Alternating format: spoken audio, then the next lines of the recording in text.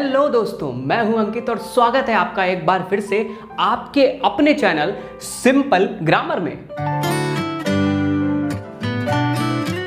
इस grammatical journey में हम कवर कर रहे हैं पार्ट्स ऑफ स्पीच को और सीख रहे हैं उनका रिकॉग्निशन, यानी किसी भी सेंटेंस में कोई भी वर्ड कौन सा पार्ट ऑफ स्पीच होगा ये सीखने की हम कोशिश कर रहे हैं। और लास्ट क्लास में जो पार्ट ऑफ स्पीच हमने कवर करी उसका नाम था एडवर्ब। उम्मीद है दोस्तों कि आप लोग एक्सरसाइज कर रहे होंगे, प्रैक्टिस कर रहे होंगे। और जैसा कि मैंने पहले भी बताया था दोस्तों कि अभी हम सिर्फ जनरल डेफिनेशन कवर कर रहे हैं ताकि हमें रिकॉग्निशन यानी पहचानना आ पाए। इन सभी नाउन, एडवर्ब, वर्ब जितनी भी पार्ट्स ऑफ स्पीच हमने पढ़ी, इनकी डिटेलिंग, इनके टाइप्स, इनके काइंड्स, इनके पार्ट्स हम बाद के चैप्टर्स में कवर करेंगे। तो चलिए बिना देर किए इस जर्नी को आगे बढ़ाते हैं और पहुंचते हैं अगले स्टॉपेज, अगली पार्ट ऑफ स्पीच जिसका नाम है प्रीपोजिशन। और हाँ दोस्तों, अगर आपको इस चैनल का कंटेंट अच्छा लग रहा हो, जो भी समझाया जा रहा है वो समझ में आ रहा हो, तो चैनल को सब्सक्राइब करके बेल आइकन जरूर दबाएं। तो सबसे पहले समझते हैं प्रीपोजिशन की डेफिनेशन को। पर एक इंपॉर्टेंट बात दोस्तों, इस वीडियो को आगे देखने से पहले उम्मीद है कि आपने नाउन और प्रोनाउन के वीडियो को जरूर देखा होगा, तभी प्रीपोजिशन और अच्छे से समझ में आएगा। क्यों? क्योंकि ये टोटली रिलेटेड है नाउन और प्रोनाउन से। तो अगर आपको नाउन और प्रोनाउन वाली वीडियो देखनी है, आपको चैनल के प्लेलिस्ट में दिख जाएगी, तो पहले उसे कंप्लीट करके एक्सरसाइजेस करके तब इस वीडियो को देखिए, प्रीपोजिशन और अच्छे से समझ में आएगा। क्योंकि अगर नाउन और प्रोनाउन ही पहचानना आपको नहीं आया तो फिर प्रीपोजिशन आप कैसे पहचानेंगे। खैर, चलिए देखते हैं प्रीपोजिशन की डेफिनेशन को। Preposition is a word used with a noun or pronoun to show how the person or thing denoted by noun or pronoun stands in relation to something else। थोड़ी सी क्रिटिकल डेफिनेशन, चलिए इसको आसान बना देते हैं। बिल्कुल, preposition एक word है, आखिरकार तो वर्ड ही है, सारे पार्ट्स ऑफ स्पीच वर्ड ही है। यही तो हम सीख रहे हैं कि कोई वर्ड प्रीपोजिशन या नाउन या एडवर्ब, कोई भी वर्ड पार्ट ऑफ स्पीच कैसे बनता है, उसके रोल से, उसकी ड्यूटी से। तो प्रीपोजिशन भी एक वर्ड होगा। इस्तेमाल क्यों होगा? इस्तेमाल होगा with a noun or pronoun. किसके साथ होगा? नाउन और प्रोनाउन के साथ। क्यों का आंसर यहां से इंपॉर्टेंट है दोस्तों। To show how the person or thing denoted by noun or pronoun. हमें भी मालूम है नाउन और प्रोनाउन किसके लिए इस्तेमाल होते हैं, name of a person, place और थिंग।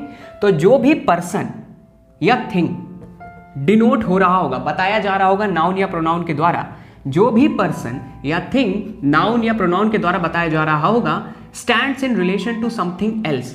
किसी और चीज के साथ उस पर्सन या चीज का रिलेशन क्या होगा, कहने का मतलब आसान भाषा में प्रीपोजिशन एक वर्ड होगा, इस्तेमाल होगा नाउन या प्रोनाउन के साथ, पर उसकी ड्यूटी क्या होगी, ये शो करना कि जो भी पर्सन या थिंग नाउन और प्रोनाउन द्वारा बताया जा रहा होगा। फॉर एग्जाम्पल, अगर किसी सेंटेंस में अशोक है तो अशोक नाम है, नाउन है, और उस नाउन में कौन सा नाम बताया जा रहा है, किस चीज का, पर्सन का। और how the person or thing denoted by noun or pronoun stands in relation to something else.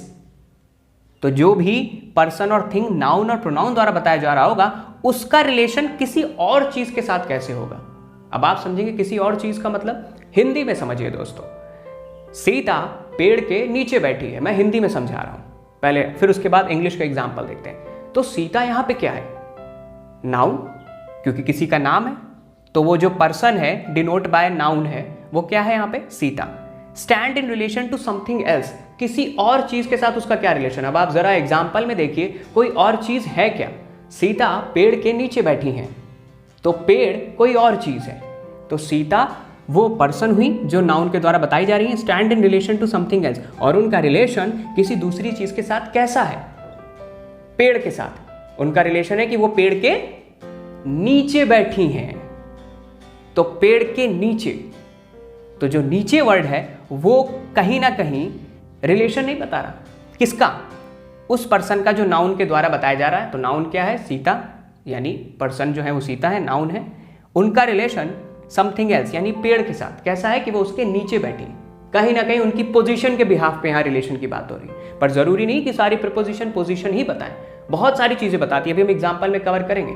पर आपको हिंदी वाला एग्जाम्पल जरूर समझना पड़ेगा ताकि इंग्लिश में फिर आसानी हो जाए समझने में। तो चलिए दोस्तों, अब करते हैं अच्छे अच्छे एग्जाम्पल्स और इस डेफिनेशन को जस्टिफाई होता हुआ देखते हैं और प्रीपोजिशन को अच्छे से समझते हैं। तो दोस्तों, पहले एग्जाम्पल में लिखा है there is a cow in the garden. Garden में एक काऊ है, there is a cow in the garden. चलिए समझते हैं। सबसे पहले आपने नाउन प्रोनाउन का वीडियो देख लिया, अच्छे से आपको पहचानना आ गया ये वर्ड क्या है आखिरकार। Name of a person, place और थिंग, सेंटेंस की इंफॉर्मेशन। सेंटेंस हमेशा क्या देता है, किसी टाइप की इंफॉर्मेशन। आप एज ए रीडर जब इसे पढ़ रहे हैं तो क्या इंफॉर्मेशन प्रोसेस हो रही है, अच्छा हाँ काऊ जो है वो नेमिंग करा जा रहा है एक एनिमल को, ठीक है। तो यानी ये क्या हो गया, name of a person, place और थिंग, यानी ये पार्ट ऑफ स्पीच वाइज क्या हुआ, नाउन, ओके। अब जरा इस डेफिनेशन पे आते हैं और पहचानते हैं कि इनमें प्रीपोजिशन क्या होगा।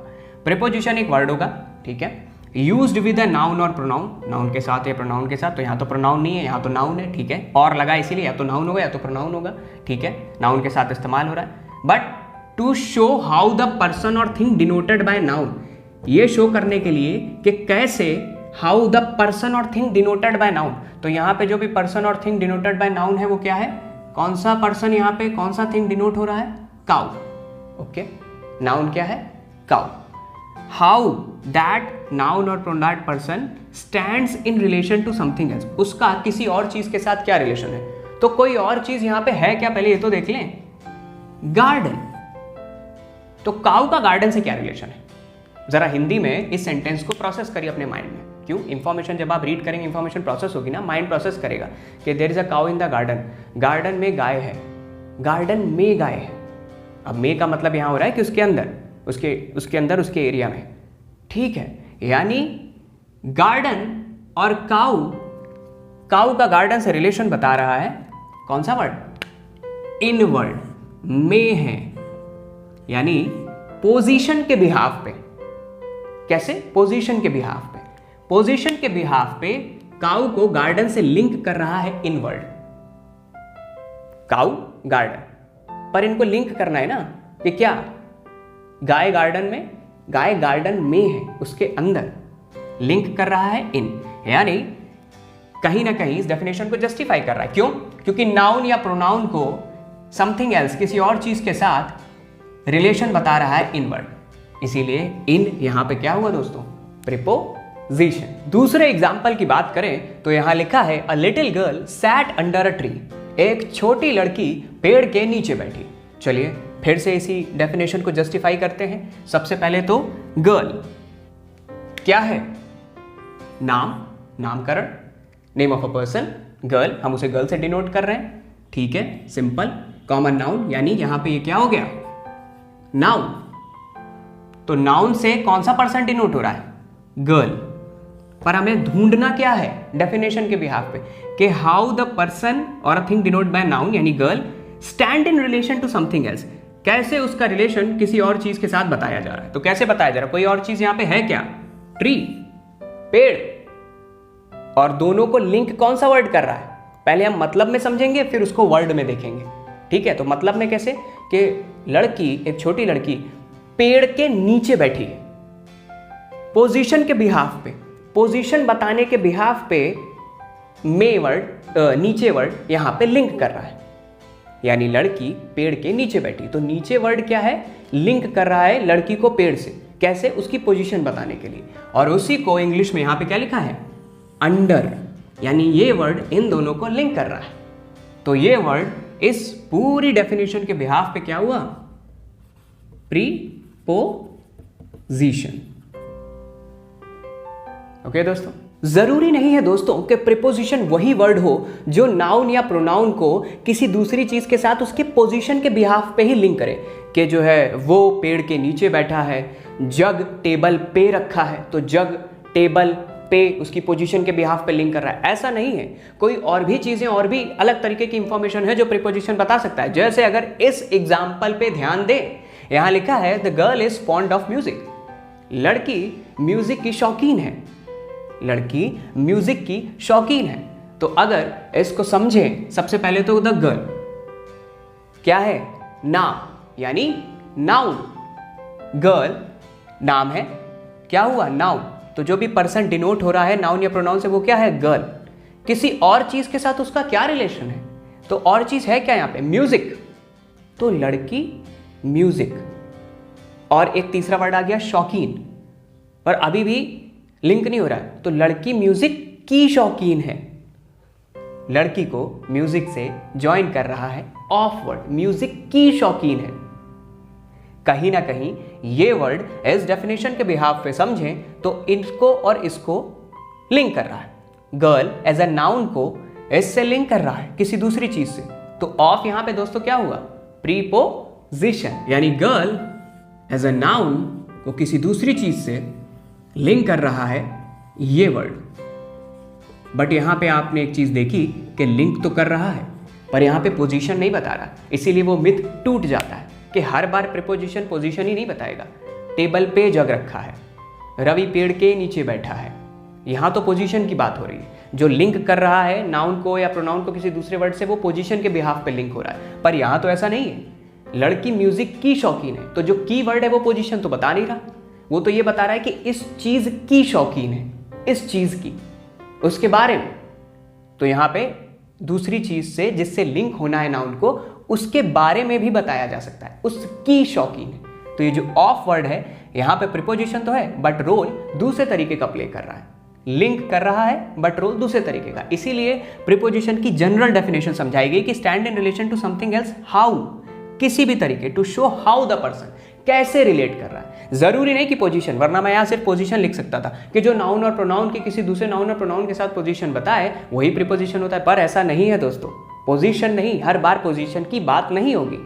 सिंपल सी बात है कि वो वर्ड ये डिनोट करेगा कि जो भी पर्सन है नाउन और प्रोनाउन द्वारा बताया जा रहा है वो किसी दूसरी चीज से कैसे रिलेशन में, पोजीशन के बिहाफ पे या उसके बारे में बताने के बिहाफ पे कैसे। तो ये था जनरल इंट्रोडक्शन प्रीपोजिशन का, उसकी डेफिनेशन। और मैं बार बार कह रहा हूं कि बेसिक डेफिनेशन ऐसी बन जाए जिसके बाद हमें कभी भी कोई भी डेफिनेशन दूसरी पढ़ने की जरूरत ही ना पड़े। इस एक डेफिनेशन से हम जनरलाइज कर दें कि कहीं भी कैसा भी कोई भी सेंटेंस हो, हम तुरंत इस डेफिनेशन पे फिट बिठाल के उस वर्ड को देख लें कि ये नाउन है, कि प्रोनाउन है, कि प्रीपोजिशन है, एडवर्ब है, वर्ब है, एडजेक्टिव है, क्या है। और दोस्तों अभी सिर्फ इंट्रोडक्शन, जनरल डेफिनेशन और रिकॉग्निशन।